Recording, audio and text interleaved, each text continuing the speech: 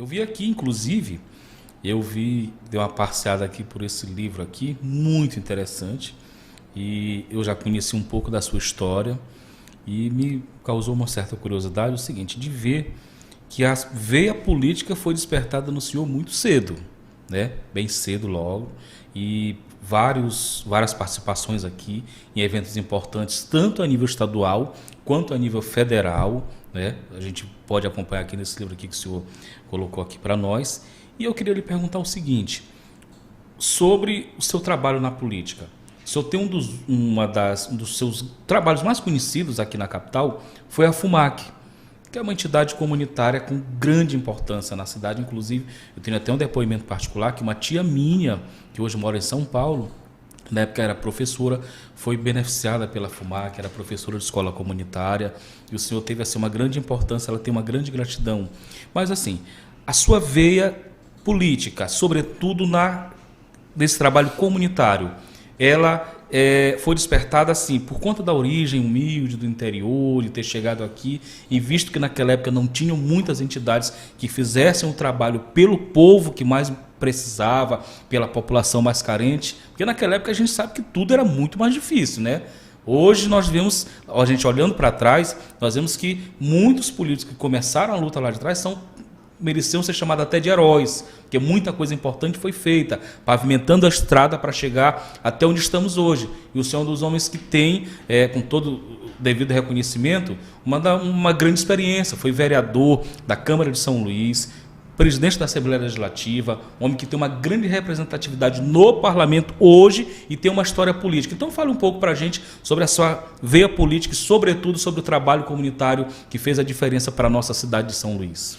Exatamente quando eu entro no movimento jovem partidário, e aí, como líder político do movimento jovem, na época surgiu o movimento das diretas já, e aí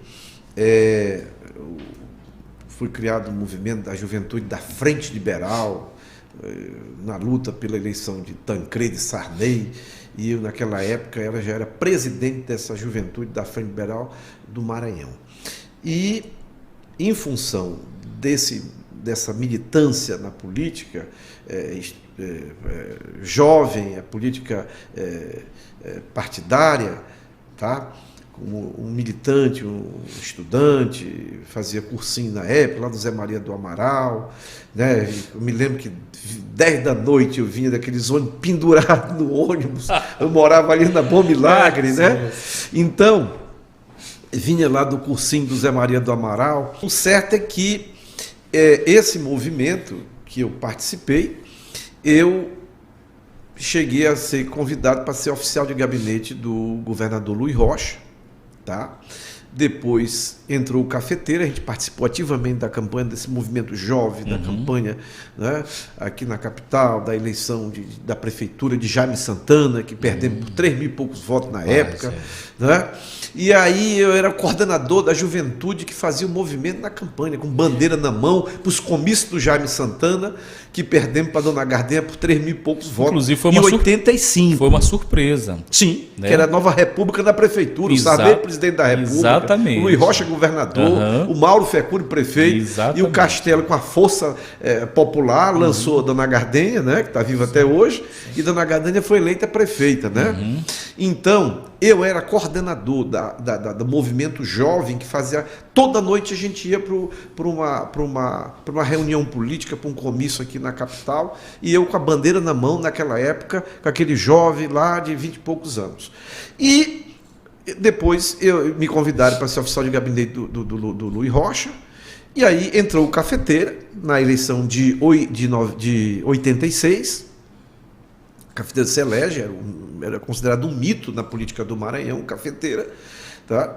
Então, o doutor Eduardo Lago, que era chefe da Casa Civil, me convidou para continuar como oficial de gabinete do governador Cafeteira. Isso deu um prestígio muito grande. Na verdade, oficial de gabinete é entregador de papel dentro dos gabinetes, mas o nome é pomposo.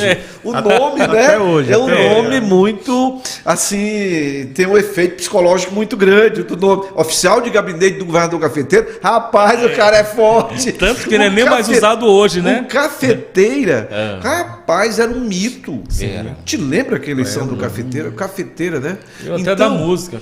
Foi através da dona Carmen, secretária do Cafeteira, tá? Que ele trouxe de Brasília, quando veio para cá, ele era deputado federal. Isso. E ela me convidou um dia para ir lá na feira da cidade operária. E ali eu entrei no movimento comunitário. Foi bem ali. Bem aí. Em 88, mas... 87. Cafeteira foi eleito em 86, tomou posse 15 de março de 87. Então, naquele movimento, eu já estava lá, entrei no movimento comunitário. Quer dizer, então, eu comecei no movimento esportivo, foi o despertar para a vocação da política, depois no movimento estudantil, tá? Depois no movimento jovem partidário e agora no movimento comunitário. As casas da cidade operária, elas foram iniciadas no governo Castelo. Luiz Rocha praticamente concluiu. E houve aquela invasão. O Cafeteira estava lá, quando ele assumiu o governo, tal, quem está dentro não sai, quem está fora não entra. Conclusão, aquela famosa frase do Cafeteira lá em 87, da cidade operária. E fomos lá visitar a feira da cidade operária com a dona Carmen, secretária do governador. Eu morei lá nessa época, em 87, então, 88. naquela época, Tadeu e Reinaldo, Sim. nós, então, conhecemos alguns líderes comunitários. E eu dizia, passa no Palácio. Pô, sou o cara ir no Palácio, né? No Palácio dos Leões, né? É muito difícil. Não é hoje que está tudo informatizado, está tudo democratizado, a mídia, né? De internet. Naquela não tinha telefone celular. Sim. Tá? Então, começaram aquele movimento de líderes comunitários indo para o Palácio. E eu ali ia lá receber eles, botava naquela sala, naquele... Então, e aí nós iniciamos um movimento pela moradia. Então, eu dei apoio a vários líderes comunitários, né, para a criação de vilas. Né? E aí nós criamos a Vila Janaína. Nós fundamos a Janaína.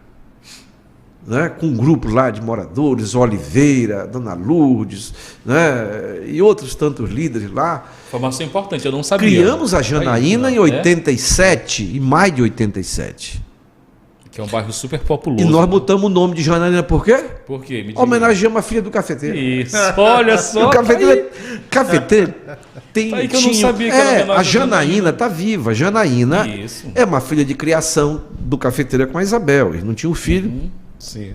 Legítimos, eles adotaram a Janaína, né? E a gente, para homenagear o Cafeteira, que uma vez eu lá no Palácio, governador, nós estamos lá, estamos ocupando um espaço, todas as áreas públicas do Estado, tá? Não era área privada. E, tudo bem e tal. Aí vamos botar o nome da filha do governador para homenagear o governador. E aí botamos a Vila Janaína, o governador. E nessa brincadeira a gente começou então a apoiar o movimento. Aí teve a Vila Santa Clara, a Vila Pavão Filho, que eu não pedi para botar meu nome, mas botaram, tá? Depois a Vila Apaco, que é a Associação dos Produtores Agrícolas, um projeto muito bom na época, depois transformou em habitação, na época um projeto de produção agrícola na área urbana da cidade, Apaco, né? Depois veio a Vila Riode, o residencial Alcântara, né? E por último, em 2000 já era deputado, foi quando nós fundamos a Reinaldo Tavares. Isso. Então nós ajudamos a fundar 7 bairros. 7 bairros. Moradia para quem não tinha onde morar. Milhares de famílias. Nunca a polícia tirou ninguém de lá. Ou seja, foi consolidando, são hoje os bairros consolidados. Tá. Então, quando foi em 88, né, eu já maduro, com 30 anos de idade, 30 anos, em 88, né, eu fui para o Partido Liberal. Pedi demissão do cargo de oficial de gabinete, agradeci o governador. Governador, não vou poder acompanhar o senhor no seu candidato, que era Carlos Guterres. Sim. Deputado Carlos Guterres, líder do MDB na Assembleia Legislativa do Maranhão. E era o candidato do governador Cafeteira. Então, eu fui para o PL com Edivaldo Holanda Braga, ex-deputado estadual, pai do ex-prefeito Edivaldo Holanda Júnior. E na casa de Edivaldo nós íamos toda noite, 7 horas da noite, lá pro Recanto dos Vinhais. Na casa de Edivaldo, morava lá. Aquele movimento jovem, um movimento comunitário. Naquela época, ela podia lançar 3 vezes o número de cadeiras na Câmara Municipal. A legislação era 3 vezes. Então, podia lançar 63 candidatos a vereador. Eram 21 vagas. E lá no PL, na época, na casa de Edivaldo, eram 63 candidatos. Era um timão. Reunia toda boca da noite lá, bater. Agora, tinham 4 médicos. Todos vivos, e grandes médicos, renomados médicos. Doutor Tadeu Palácio, oftalmologista, que foi prefeito de São Luís, inclusive. João Bentivi, médico, músico, advogado. Bentivi, médico otorrinologista. Né? Cantor. Doutor Mário Luna, pediatra. Doutor Mário Luna. E o doutor Eupídio Lima Neto, ortopedista, coronel, aposentado da Polícia Militar. 4 médicos renomados, 88. Eu tinha chance? Era improvável. Humanamente nenhuma. Teoricamente nenhuma. Rapaz, o PL vai eleger aí 2, 3, e fora outros nomes fortes que tinham. Como Vinícius Nagy, filho do Abud Nagy, diretor da SEMAR. E um menino pobre, sem pai, sem mãe, sem padrinho político, sem dinheiro. Do interior. Lá de Carutapera. Né? Cheguei em 78, 10 anos após chegar em São Luís, isso já era 88. Você 10 anos depois chegou pegando o ônibus errado aqui em São Luís. Né?